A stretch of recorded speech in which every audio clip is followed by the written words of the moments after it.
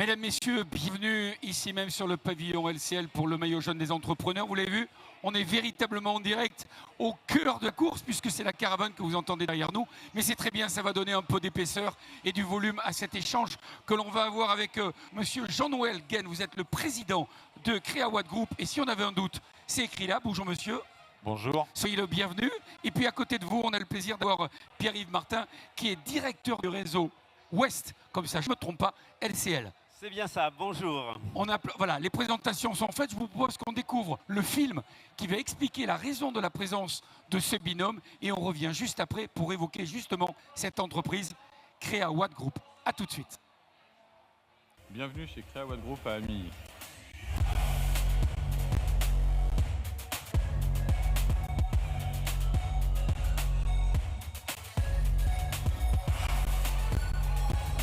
Ça a commencé en mars 2020 dans mon garage. On fabrique des panneaux solaires ultra légers pour le marché de la grande toiture industrielle. Ensuite, j'ai pris un ancien karting qu'on a réhabilité en site industriel et maintenant on a récupéré un bâtiment de 14 000 m² où on a tout automatisé. Le changement de braquet pour Créawatt, ça a été l'arrivée sur notre site d'Amilly où on a pu ouvrir la partie industrielle, avoir les nouveaux automates de fabrication, ce qui permet de sortir 1200 panneaux tous les 7 heures. On distribue dans 19 pays européens. Avant la fin de l'année, on sera sur du 100% français avec du sourcing européen. Et c'est le début d'une aventure en fait avec le marché américain pour tout ce qui va être la partie commercialisation. Et en parallèle, c'est ouvrir le marché de tout ce qui va être les camions frigo pour les équiper sur les côtés et le dessus pour éviter les émissions de CO2 pour pouvoir faire le transport sans utiliser de fuel pour la conservation des marchandises.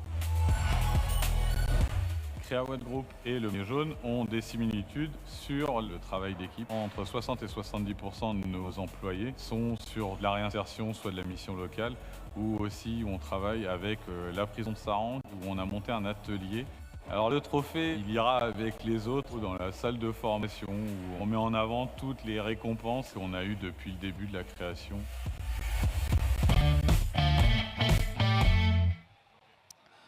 De retour avec Monsieur Gaine, je rappelle président Créawatt Group. Quand on voit ce film, on se rend compte de l'expansion de votre entreprise en très peu de temps. Est-ce que c'est la représentation d'un succès ? Alors je ne sais pas si c'est la représentation d'un succès. Je sais que la durée a été, l'activité s'est développée très rapidement. On a aujourd'hui tout le monde parle des ENR et tout ça et en fait je pense que ça a été un accélérateur en fait, sur le déploiement de l'activité. On voit que la représentation finalement de ça, ce sont vos locaux. C'est un souci finalement aussi d'aller chercher des locaux où presque c'est une bonne nouvelle de se dire qu'il va falloir qu'on s'agrandisse, qu'on trouve des endroits pour notre expansion. Pour la petite histoire, en fait j'ai démarré en 2020 en plein Covid et j'ai commencé dans mon garage, donc dans 60 m² et c'était assez compliqué rapidement. Donc on a accéléré on a eu des accélérations de demande en fait avec des gros clients et on a pris une première fois un karting qu'on a réhabilité qui était tout de suite trop petit. Donc là on est passé sur un bâtiment de 14 000 m². Et aujourd'hui, on est en train de on a même déposé un nouveau permis de construire pour réagrandir parce qu'en fait, on n'a déjà plus assez de place dans les 14 000 m². C'est pour dire comment l'activité est en train d'accélérer très rapidement.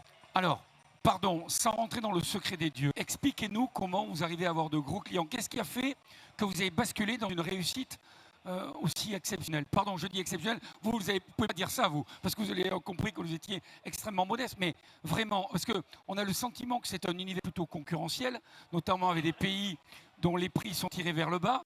On ne va pas rentrer dans les détails ni les nommer, mais qu'est-ce qui fait la différence entre votre entreprise et justement ces États? Alors, pour la petite histoire, en fait, moi j'étais un installateur, donc un poseur de panneaux. Et je m'étais toujours dit, il y a toute une part de marché qui ne peut pas être solarisée, donc où on ne peut pas poser de panneaux, c'est tous les bâtiments industriels, toutes les zones commerciales, toutes les grandes surfaces, tous les bâtiments de logistique. Aujourd'hui, ne peuvent pas par rapport à des problèmes de structure. Donc la charpente ne permet pas d'avoir un panneau traditionnel pas cher. Donc moi j'ai créé une niche en fait sur un marché qui n'existait pas. Et je suis parti des panneaux qu'on pose sur les caravanes qu'on voit un peu partout. Et je suis parti de ça pour faire des panneaux, mais à taille industrielle. Et en fait, on a adapté ces panneaux-là pour les mettre sur des grandes toitures. Et aujourd'hui, on commercialise dans 19 pays en Europe. Et on est même en train de réfléchir à ouvrir sur des marchés type l'Australie et autres, en fait.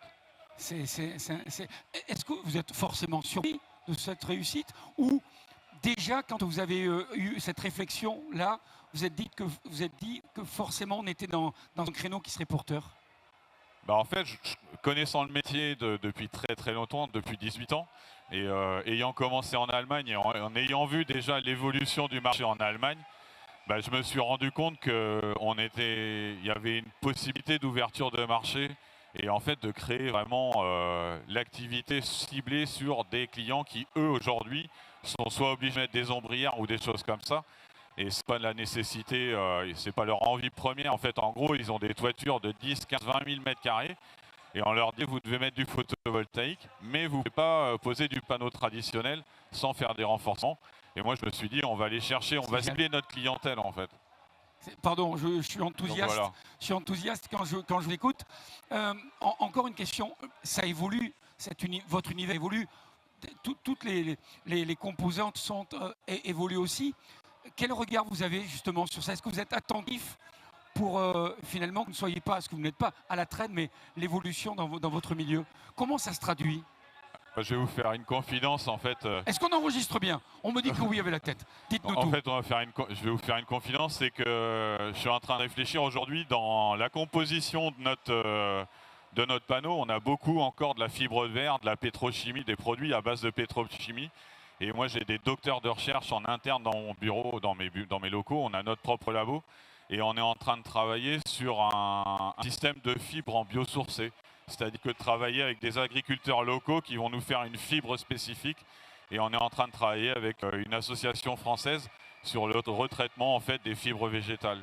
Donc pour essayer de faire un panneau encore un peu plus vert que la plupart des panneaux, quoi. Ce sera ma dernière question avant de donner la parole à quelqu'un qui vous regarde aussi avec admiration et ce serait difficile d'en être autrement.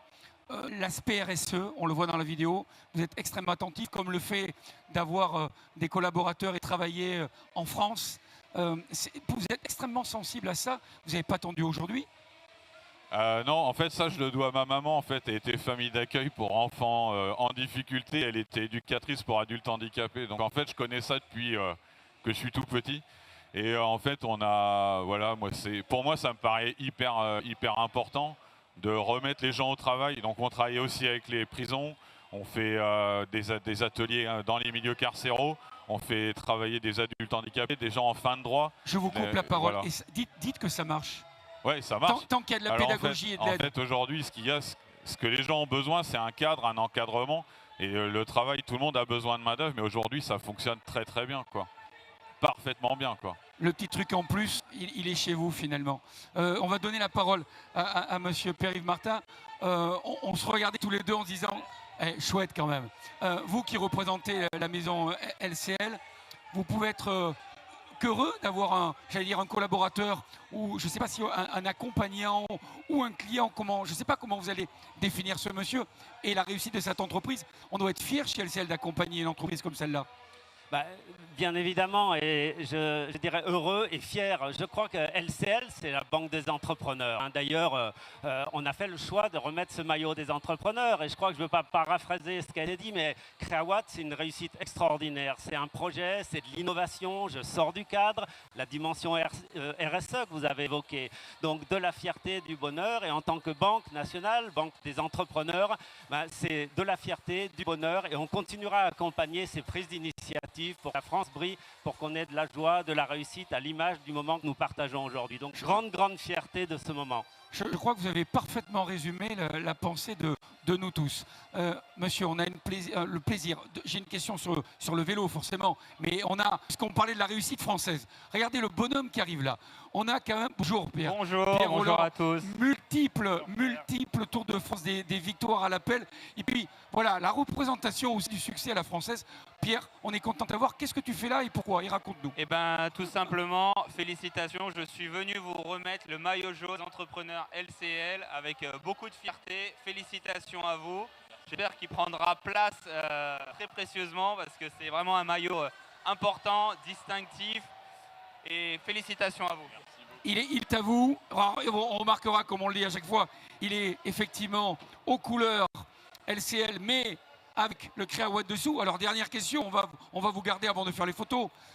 Où va-t-il trôner et quel regard vous... Je me sens tout petit. Déjà que assis, je suis tout petit. Mais alors, quand vous voulez, c'est terrible. Non, mais je vous taquine. Votre regard sur le vélo, sur le cyclisme, sur le Tour de France et sur le maillot qui est le vôtre. Vous avez le micro à côté de vous. Alors, je sais pas si mon papa il me regarde, il est fan du Tour de France, mais genre fan invétéré, je pense. Donc là, il est même pas au courant que je passe, donc il va être super surpris. Et fier. Ouais, et fier. Après, ce qu'il y a, c'est que il va être mis avec tous les trophées qu'on a eu depuis le tout début de l'activité. Et souvent, en fait, on s'est fait un petit endroit où les salariés ils sont mis en valeur et tout ça. Et souvent, on met toutes les récompenses qu'on a eues, que ça soit pour de la réinsertion, quand on a un salarié qui sort des prisons ou qui sort d'un cadre compliqué, en fait, on les met en valeur aussi et ce sera mis à côté, en fait. Voilà. Mais dans tous les cas, on peut que vous bravo, vraiment. Merci sincèrement, beaucoup. vraiment. Merci, merci à tous les trois. Nous, on va laisser la caravane terminer, puis on va se retrouver sur la ligne de départ pour vivre cette étape. C'était le maillot jaune LCL des entrepreneurs et on était très heureux et très fiers que vous soyez à côté de nous. Bonne étape à tous.